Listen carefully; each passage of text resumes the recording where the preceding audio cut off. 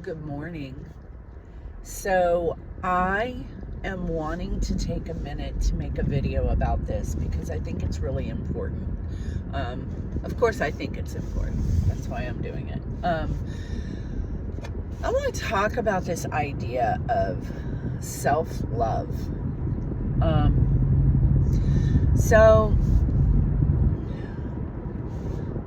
I come across a lot of younger people who are really wrapped up in this idea of self-love.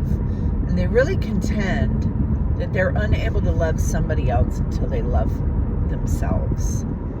Now I want to talk about, because I'm old enough to know the difference between true love and the counterfeits of true love.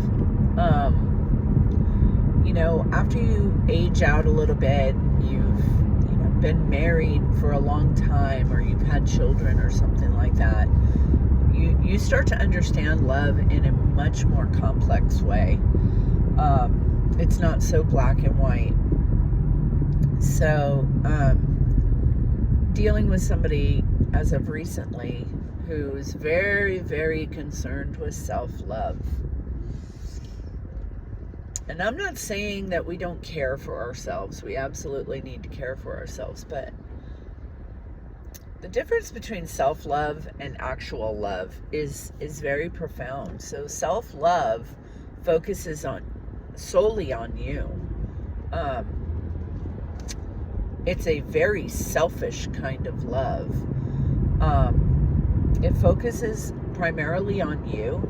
And you convince yourself that if things don't feel good to you, that you're not loving yourself if you're walking in those things. But true love actually feels pretty bad sometimes. True love is experienced when you love to the point that you sacrifice yourself. And it's so much more rewarding than self-love. And the reality is that a lot of times we learn to love ourselves by walking in true love, which puts others before ourselves. We're not meant to be so self-absorbed and focused on ourselves. It puts us in place of an idol. It really does. When we're focused on how we feel and what makes us feel good all the time, we, in essence, kind of start to idolize ourselves. So I'm trying to just kind of navigate through all of this. But when I was younger, everything was about me. Was a very unhappy person because I was never good enough. So I always had to aspire to be better and do better. And it's never enough. You can always do better and be better because we're taught to grow through our lives. We're not taught to stay where we are. So true love, that's when you go hungry so you can feed your kid. That doesn't feel good. True love is when you go without so you can provide for your family. That doesn't feel good. It's a constant denying of self. And it's a constant contradiction to what the world tells us. The world tells us, oh, you need to love yourself.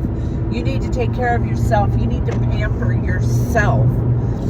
But God has a different plan for us. And we need to actually sacrifice and deny ourselves constantly so that we understand that our lives are not about us.